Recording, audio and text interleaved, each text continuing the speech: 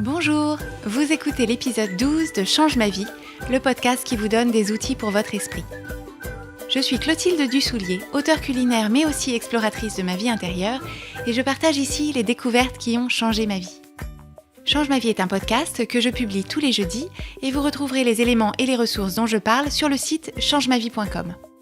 Abonnez-vous au podcast sur iTunes pour être notifié des nouveaux épisodes chaque jeudi. Et si vous aimez ce podcast, la meilleure façon de le soutenir est de laisser un avis 5 étoiles sur iTunes. Ça permettra à d'autres de le découvrir plus facilement. Aujourd'hui sur Change ma vie, je voudrais qu'on parle d'une émotion très inconfortable et de surcroît peu avouable, c'est le sentiment de jalousie ou d'envie qui se manifeste quand on observe chez les autres ou dans la vie des autres quelque chose qu'on n'a pas, quelque chose qui nous paraît inaccessible et qui nous conduit à considérer notre vie tout entière comme inférieure à la leur. Ça peut être sur le plan de la confiance en soi, du bonheur, de l'entourage, des signes extérieurs de richesse ou de réussite, ou même d'apparence physique. Ce sentiment de jalousie, il est normal, il est ultra commun et il fait partie de l'expérience humaine depuis la nuit des temps. Si vous connaissez un peu les histoires de l'Ancien Testament, vous penserez sans doute à Caïn et Abel. Et c'est intéressant de constater à quel point il est amplifié sur Internet et sur les réseaux sociaux, où chacun sélectionne et met en scène les moments les plus glorieux de sa vie en glissant sans un mot sur les failles, les disputes, les échecs, les moments de doute et autres infections urinaires. Comme l'envie et la jalousie ne sont pas des sentiments spécialement acceptés dans nos sociétés, merci Caïn, il arrive souvent qu'on rajoute par-dessus une couche de honte et de jugement de soi qui fait qu'on en souffre encore plus. Si c'est votre cas, s'il vous arrive, comme à nous tous, de regarder la vie des autres et de trouver que la vôtre n'est pas à la hauteur, je veux vous proposer une façon de retourner la situation à votre avantage en changeant un peu d'état d'esprit. En préambule, je voudrais juste vous rappeler que la vie des autres, on s'en fiche. On ne sait pas vraiment comment c'est, on ne le saura jamais, et ce n'est pas là qu'il faut investir son attention et son énergie. Vous êtes le personnage principal de votre propre film, en même temps d'ailleurs que le scénariste et le spectateur unique, pour filer la métaphore. Donc, c'est dans ce film-là qu'il faut investir. C'est votre histoire à vous qu'il faut nourrir, votre scénario à vous qu'il faut enrichir, pour qu'il vous intéresse, vous émeuve et vous passionne même. Et pour ça, le sentiment de jalousie ou d'envie qui se manifeste quand on regarde le film des autres, c'est un outil puissant parce qu'on peut l'utiliser comme un miroir en creux de notre propre vie et de nous-mêmes. Parce que quand on s'intéresse à la question d'un peu plus près, on s'aperçoit que les choses dont on a envie chez les autres, ce sont des potentiels qu'on ressent en nous et qui ne sont pas exploités ou pas encore. Et ce qui nous paraît douloureux, c'est de voir mis en évidence chez quelqu'un d'autre la réalisation d'une aspiration qui sommeille en nous, mais qu'on ne s'autorise pas ou qu'on ne se sent pas autorisé à poursuivre. C'est pour ça que ce qui allume en vous l'étincelle de la jalousie dans le fil Facebook de tel ou tel ami pourra me laisser complètement indifférente et vice-versa.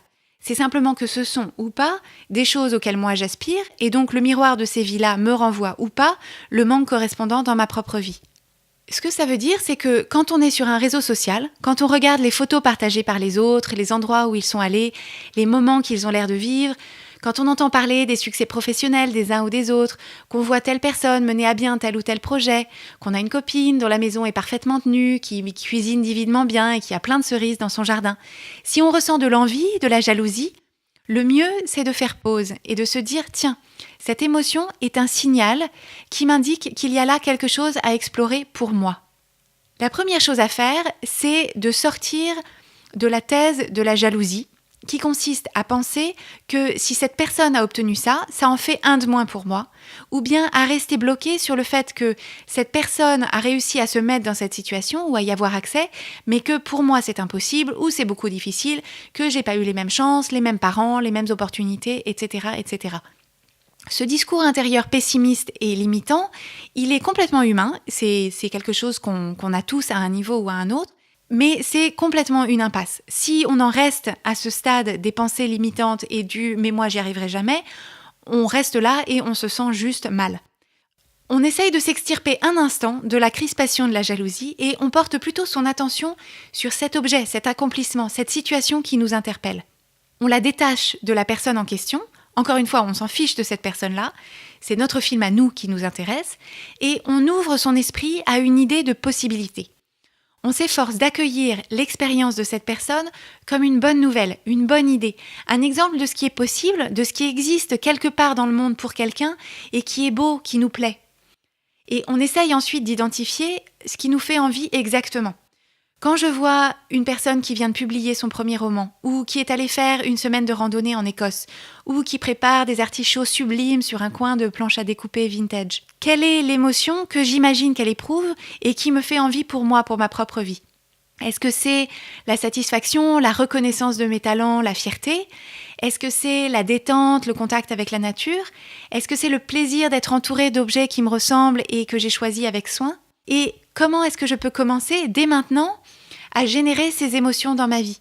Quelles graines est-ce que je peux planter aujourd'hui pour arriver demain, la semaine prochaine, dans 5 ans, à quelque chose qui y ressemble en suivant mon propre chemin ? Parce que ce qui est sûr, c'est que la fille qui a publié son bouquin, ça ne fait presque aucun doute que ça fait des années qu'elle se mordille des mèches de cheveux et qu'elle use progressivement toutes les touches de son clavier.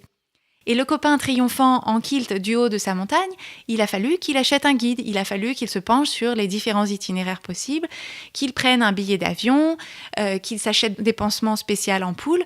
Donc tout ça ne s'est pas fait en un jour et pour moi, peut-être que ça veut dire me mettre vraiment à l'écriture parce que mon roman ne va pas s'écrire tout seul. Peut-être que pour moi, c'est demander à mon cousin si sa maison en Ardèche est libre en septembre pour que moi, je puisse avoir accès à la nature et aller m'y ressourcer. Donc pour résumer, la démarche à adopter, c'est étape numéro 1, on se désenglue du sentiment de jalousie qui n'est pas productif en soi. L'étape numéro 2, c'est d'identifier l'essence de ce qui nous fait envie, c'est-à-dire l'émotion qu'on imagine qu'on ressentirait ou qu'on ressentira si on était dans cette situation-là, en possession de cette chose-là, en présence de ces personnes-là. Et étape numéro 3, on imagine comment est-ce qu'on peut s'approprier ça dans notre vie à nous, avec les ressources et les possibilités qu'on a à nos dispositions, sans se mettre de barrières artificielles. Pour appliquer ce qu'on vient d'évoquer, je vous propose dans les jours qui viennent d'être vraiment attentif dans votre vie quotidienne, dans vos lectures, dans le temps que vous passez sur Internet et sur les réseaux sociaux, dans vos rencontres. Essayez de détecter ces moments petits et grands où vous observez quelque chose qui vous fait ressentir un manque ou de l'envie. Beaucoup d'entre nous, pour éviter de ressentir cette émotion négative et désagréable, avons tendance à repousser ce sentiment ou à refermer la porte ou à essayer de le mettre dans une boîte parce que c'est un sentiment qui ne nous laisse pas un bon goût dans la bouche, ça nous rend amers, ça nous fait nous sentir tout petits. Et là, ce que je vous propose dans cet exercice, c'est bien au contraire d'oser aller en direction de l'envie et de la jalousie. Ouvrez l'esprit et les bras, accueillez-les comme des jalons qui vous indiquent la voie à laquelle vous aspirez. Et une fois que vous serez allé dans cette direction, essayez d'identifier ce qui vous paraît être l'essence de ce qui vous fait envie. Le fait de reconnaître ça comme un panneau de signalisation qui vous dit « l'épanouissement, c'est par ici », c'est une façon beaucoup plus positive de voir les choses et ça va vous aider vraiment concrètement à incorporer plus de cette chose dans votre vie au quotidien. Vous retrouverez les notes de cet épisode sur changemavie.com où vous pouvez aussi vous inscrire à la newsletter pour recevoir 3 exercices simples pour mieux explorer votre esprit. Abonnez-vous au podcast Change ma vie sur iTunes, laissez-y votre avis si vous le voulez bien et suivez son actualité sur Instagram et sur Twitter sous l'identifiant Oui Change ma vie en un seul mot. Et n'hésitez pas à partager ce podcast avec vos amis si vous pensez qu'ils pourraient aussi en bénéficier. Merci et à jeudi prochain.